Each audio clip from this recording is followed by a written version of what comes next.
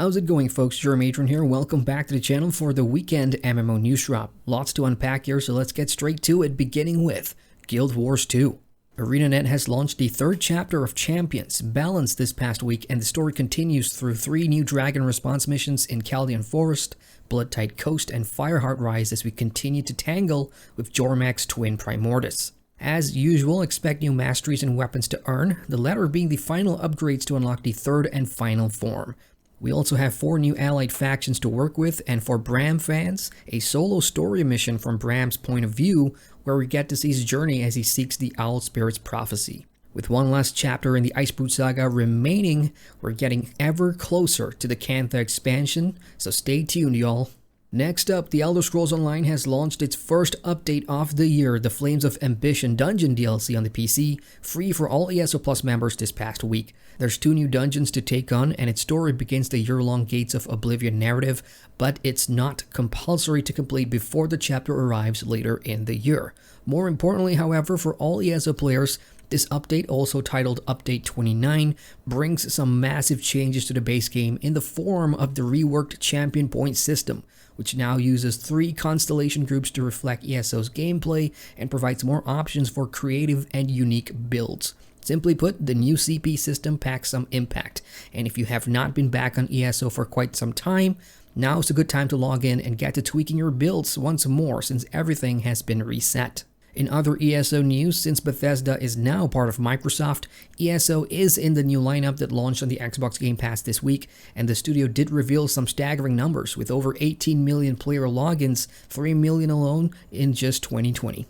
Onward we go to World of Warcraft for some quick news. First up, the Shadowlands expansion, which launched late last year, is now on sale at 20% off across all editions, and the sale lasts until March 14th. Which means you don't have very long if you're keen on getting the expansion. With 4 months of tweaks and rolling content under its belt so far, it may be a good time to jump in since the first major content update is on the way. Secondly, for WoW Classic, some test strings on the PDR has revealed that we could be getting the Burning Crusade Classic sometime in May 2021 as an estimate, but hold on for the official announcement. Now, ArcheAge players, some good news. Gamigo has announced the Akash Invasion expansion, which launches later this month, and it will introduce a new skill set, the long-distance rifle-wielding Gunslinger.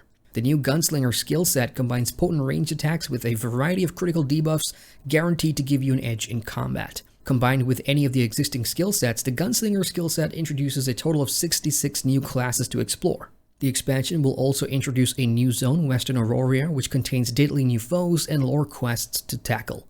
The update arrives free for the free-to-play version of ArcheAge on March 25th, while ArcheAge Unchained players will need to purchase their expansion packs that launches on the same date. Right, let's talk about Rift next, and following the last MMO News Drop where we learned that Gamigo has decided to shut down some of its MMOs like Defiance and Twin Saga, many were worried that Trion's Rift would be next. This past week massively learned that several Rift developers based in the US were in fact laid off, but Gamigo has released a statement to say that Rift is going nowhere, and these layoffs were part of internal structuring to keep development close to home in the EU rather than abroad. Still, I can't help but empathize with Rift players about how things must feel right now, not knowing if your MMORPG is about to bite the dust in the future. Would you like to see Rift continue? Share your thoughts down below. And for something new, we've got a fresh epic cinematic trailer for Kakao's upcoming open-world MMORPG, ODIN Valhalla. Highlighting the game's in-game engine, the trailer is all in Korean, but we do get to see plenty of cinematic stuff, and it does look pretty good.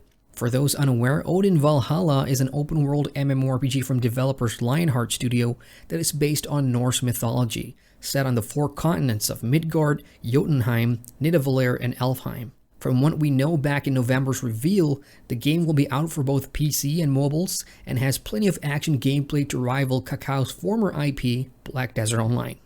Speaking of Black Desert Online, this week, the world premiere trailer reveal for the game's next class, the Sage, has gone live, and players across the various versions of BDO will get their hands on him sometime this month, with North America and EU beginning on the 17th of March.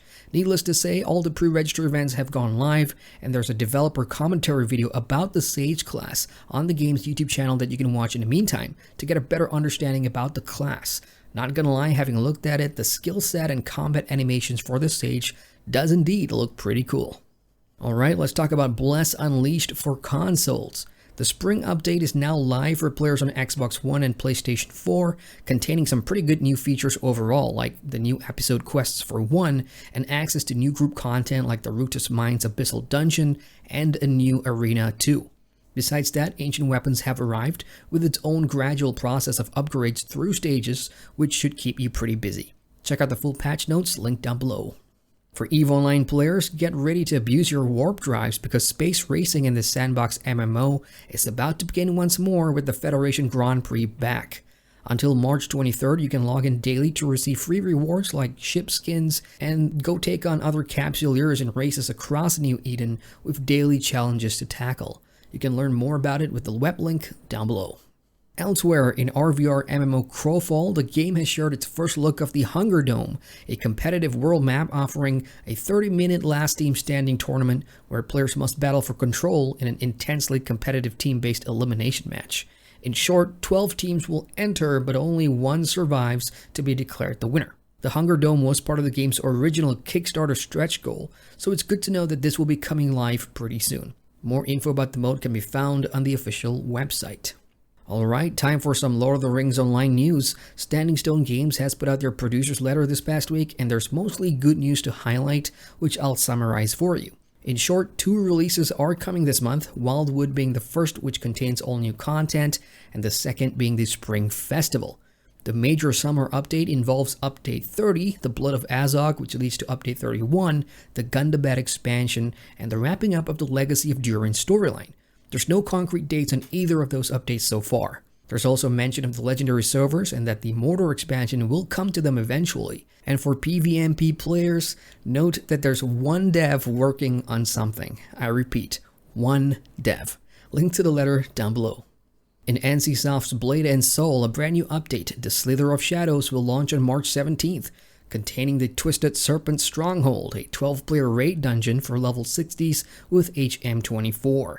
To accompany it, the next tier of legendary raid weapons arrive as well, and for non-raiders, you can take part in the Call to Arms event daily in exchange for materials to upgrade your equipment. And in case you missed the other Blade and Soul news, the Unreal Engine 4 upgrade for PC titled Blade and Soul Revival will arrive in the third quarter of 2021. Onward we go to some new launch news, and Astellia Royal, the confusing free-to-play relative of pay-to-play Astellia Online, has launched on Steam this week. Both games are practically the same, separated by payment model, kind of like ArcheAge and ArcheAge Unchained. If it's your first time hearing about Astellia, it's a classic-style MMORPG with tap-target combat, and its unique selling point is the Astell Companion system, in which players collect little companions that fight alongside you, each differing in buffs and skills offered. Initial Steam review so far has not been kind, so let's see how this develops. You can find the Steam store page linked down below. Moving on to Star Trek Online, calling all captains. There's no shiny new content to talk about, but if you're a die-hard Star Trek fan and you spend most of your time in this MMO, here's a PSA. The lifetime subscription is now on sale with a 33% discount, which brings the price down to $199 US. The lifetime sub comes with plenty of perks, of course, like lifetime rewards, exclusive species, and more. So if you've ever thought about being a lifer here, take note of the deal, which goes away on the 15th of April.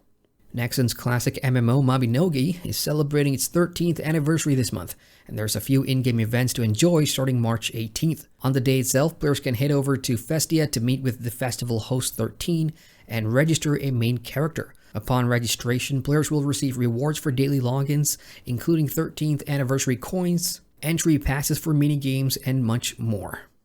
Elsewhere, fans of action MMO and RTS hybrid Conqueror's Blade have something to get excited about, and it's because a new season is arriving on March 18th as a free update to all players. Titled Wolves of Ragnarok, this new season, the game's 7th overall, will usher in a new age of warfare that involves the Vikings. The upcoming campaign will allow you to recruit the warring bands of Northmen with units such as Shield Maidens, Berserkers, and the Sons of Fenrir, on top of further augmenting their warlords' attributes using a new rune system.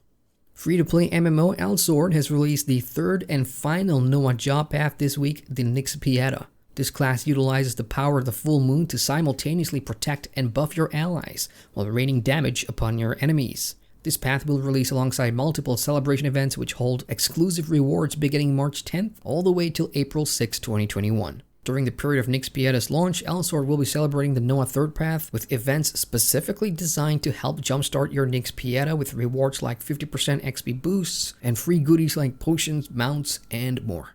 Now for something interesting, the blockchain-based MMO 9 Chronicles from developers Planetarium has announced this week that the game will be launching on Steam later this year, and they have made the game completely open source, inviting developers to make interesting content down the line with a sweet 2.5 million USD grant up for grabs. 9 Chronicles is a free-to-play side-scrolling type fantasy MMO that reminds me of MapleStory for some reason, with its 2D aesthetics, and fun fact, this is a Ubisoft-backed game. The Steam store page has gone live and you'll find the link to it pinned down below. And finally, if you've been wanting a fresh start on MMO Online, 𝑑𝒂𝒍𝒍 has launched a brand new speed leveling server this past week called 𝑠peed4𝑠ay, and it's open to all players to rush through before the eventual new �for_say server launches on the 16th of March. As expected, speedrunners will have bonus XP handed to them alongside exclusive weapons and armor, and you can expect some unique leveling events. You will eventually be able to transfer off the speed server to the new �for_say server at launch, so get to your grinding if you haven't started already. And that's all I've got for now, folks. As usual, if there's news for a game you play which isn't covered here in this video, do share what's going on with the rest of us down in the comments. In the meantime, hit that like button for the love of MMOs, and hey, if you're new here, feel free to subscribe to the channel for more MMO content.